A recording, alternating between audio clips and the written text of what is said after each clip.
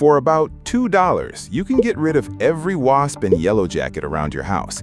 And the strange part, the exact thing that kills them is something honeybees walk right past like it's nothing. Most people spray toxic foam all summer, drop $40, and the wasps just come right back. There are 3 things you can do today that will make wasps and yellow jackets never return to your property, and none of them cost more than a few dollars. First thing, apple juice and boric acid. Grab a cheap bottle of apple juice from the dollar store and pure boric acid from the hardware store. The fine white powder, not the roach powders loaded with extra chemicals, is usually sitting right next to the pest control stuff. Costs about $6 and one container lasts years, so this trick really does run you pennies per use. Here's why it works. Wasps are drawn to sugar, so they'll drink the sweetened boric acid without hesitation. Bees, though, feed on nectar and pollen, not sugar water like this, so they walk right past it. That's the honeybee thing I mentioned earlier. Grab a 5-gallon bucket or anything similar. Pour in 2 cups of the apple juice, add 2 teaspoons of boric acid, and stir until the powder's completely dissolved. That's your bait. One thing, though. Keep it somewhere pets and kids can't get into, since boric acid isn't something you want them drinking. Here's why this actually works and why it's different from anything you've tried before. Yellow jackets and wasps are scavengers. They're drawn to sugar and protein, and apple juice hits both receptors hard. But honeybees aren't like that. They're structured foragers. They find food, then do this little waggle dance to tell the rest of the hive exactly where it is. A soda can sitting on the ground doesn't trigger that behavior, so they just ignore it completely. But yellow jackets don't care about any of that. They'll land, drink, and fly it straight back to the colony. Boric acid is lethal to insects at any dose. It's a stomach poison that damages their digestive tract, and a desiccant, meaning it pulls the moisture right out of their exoskeleton. But the wasp that drinks it doesn't die right away. It lives just long enough to carry the bait back and share it with the queen, the larvae, and the rest of the colony. Within days, the whole nest is dead. This is actually a method real exterminators use. They just don't advertise it, because why would they when a $6 container of boric acid replaces a $300 service call? Now for setup. Pour a small amount of the mixture into a soda can. Don't fill it. You want just enough that the wasps can reach it, but not so much that they drown. That part actually matters. If they drown, they can't carry it home and the colony survives. Break a wooden stick in half and stick it into the can so it pokes out like a little ramp. The wasps land on the stick, walk down, drink, and fly it home. For placement, 3 rules. Keep them under eaves or overhangs, close to any nests you've spotted, and somewhere your pets can't knock them over. And don't worry about safety. Boric acid at this concentration isn't dangerous for pets or kids. A dog would have to eat tablespoons of the raw powder before it caused any real symptoms. It's harmless to mammals. To wasps, it's a death sentence for the whole colony. Now, if you already have active nests on your house, the bait alone won't be fast enough. You need to hit those nests directly. That's where the second method comes in. And I'll warn you now, it's going to sound too simple to actually work, but it does.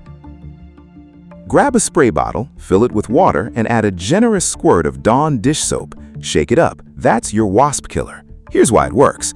Soap breaks the surface tension of water and lets it get through the waxy coating on a wasp's body. That coating's called the epicuticle, a thin layer of lipids that normally keeps water out and moisture in.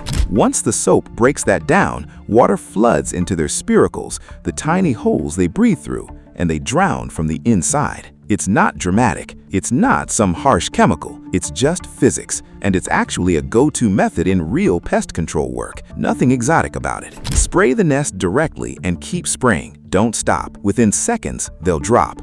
But there's one rule you can't skip. Never use the soap and water method near electrical fixtures, light switches, breaker boxes, anything wired. Water and electricity don't mix, and the last thing you want is to get shocked while you're up on a ladder staring down a wasp nest. Every year, people end up in the emergency room because they sprayed water at a wasp nest that was attached to a light fixture. If the nest is anywhere near electricity, skip the soap completely and go straight to method 3. Method 3 is PT Wasp Freeze, a professional-grade wasp spray that's non-conductive up to 40 and 7,000 volts, so it's safe to use even right next to real electrical panels or outdoor lighting. Exterminators carry this on every truck specifically for nests near electrical panels, outdoor lights, and breaker boxes. It works on contact. You can stand up to 15 feet away, spray, and the wasps drop almost instantly. It's faster than the soap method, and it completely removes the shock risk. One can runs about $15 and lasts through multiple seasons. Now, here's the part almost everyone skips, and it's the actual reason wasps keep coming back to your house every year.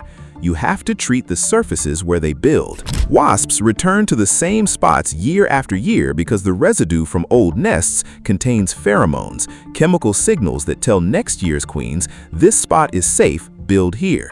Paper wasps release these pheromones from glands on their abdomen while they build, and the chemicals can stick around in wood and crevices long after the nest itself is gone.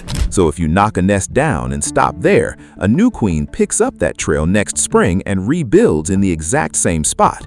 If you've ever felt like you have the same wasp problem every year, this is why. It's not bad luck, it's chemistry. The fix is a product called Delta Dust, a waterproof insecticidal dust you can find at most hardware stores or online. You apply it to eaves, rafters, light fixtures, soffits, anywhere wasps like to build. A cobweb duster or bulb duster works well to get it into cracks and corners.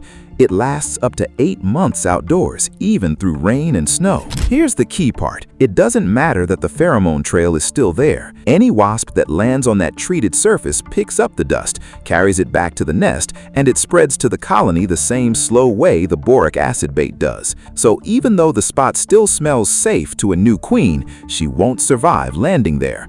Dust your eaves once in the spring, and you won't see a new nest all year. So here's your full system. Boric acid, apple juice, and soda cans placed around your property, baiting and killing colonies from the inside. Dawn soap and water for active nests that aren't near electricity. PT wasp freeze for the ones that are, and dust on your eaves and rafters so none of them return next year. The bait handles the colonies you can't see. The soap handles the nests you can reach.